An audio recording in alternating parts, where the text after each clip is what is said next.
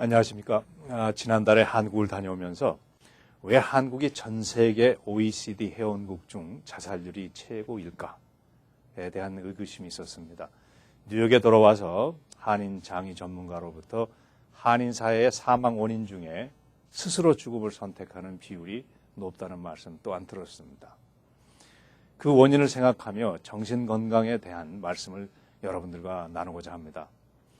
세계보건기구 WHO에서 정신건강을 정의하기를 개인 스스로의 능력을 인정하고 일상의 스트레스를 극복할 수 있고 생산적이고 일의 결실을 맺으며 그가 속한 사회에 기여하는 안정된 상태를 말하고 있습니다.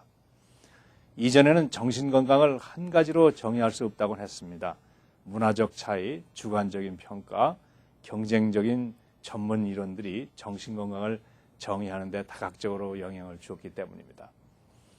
정신건강 문제들에는 여러 가지 형태들이 있습니다. 일반적으로 알려진 우울증, 디프레션이죠. 불안정들, 심리적 불안정 등을 말할 수 있고, 일반적이진 않지만은 정신분열, 스키조프레니아, 조울증, 바이폴라 디스오더 등이 있습니다. 서양에서는 정신과 상담이 매우 활발하게 이용되어 왔으나 동양에서는 특히 한국에서 정신 상담을 받는 것은 매우 꺼려졌던 게 사실입니다. 정신과 상담을 받았다고 알려지면 가족들에도 정신 문제가 있는 것으로 간주돼 가지고 이웃들에게 이상한 눈초리를 받기도 했었습니다. 개인주의 사회에서는 나의 문제는 내가 해결하기 때문에 남을 의식할 상황이 아니지만 그 집합주의에서는 나의 문제는 우리의 문제로 전이 되기 때문에 문제는 내부로 수렴되는 경향이 있습니다. 따라서 정신병 같은 낙인성 경향이 있는 질병은 외부에 쉬쉬하며 가족의 차원이나 종교적인 차원에서 해결하려는 노력이 컸었습니다. 그러나 정신병도 일반 병처럼 조기에 치료하면 보다 효과적인 건강관리를 할 수 있습니다. 한편 정신병은 본인뿐 아니라 사회적으로도 크게 영향을 미치는 질병이기 때문에 조기 치료는 더욱 권장할 만한 일입니다. 대개 정신병은 본인에게만 국한되는 것이 아니라 이웃들 또는 지역사회, 국가에 영향을 미치기 때문입니다.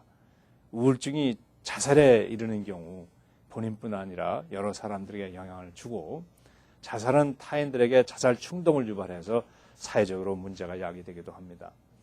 한편 정신병이 외부를 향한 행동으로 전환될 때에 폭력적인 행위로 전환될 때에 한인사회와 미국 사회를 경악시켰던 버지니아 이승희 사건, 커네티컷 샌디훅 초등학교의 랜덤 란자의 총격 사건, 콜로라도 덴버 극장에서 제임스 홈스라는 젊은 친구의 총기 난사 사건 등 정신병에 의한 사회적 문제는 그 파장이 크게 번져나고 있습니다.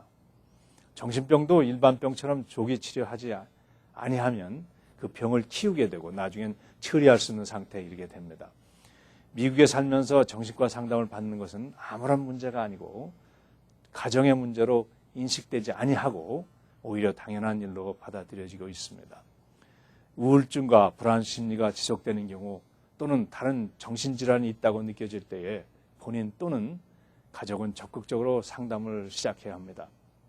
한인들의 경우 종교적 분위기에서 기도나 수양으로 정신의 불안을 해결하기도 합니다만 일단 전문가를 만나는 것이 매우 효과적이라는 말씀을 드리고 싶습니다.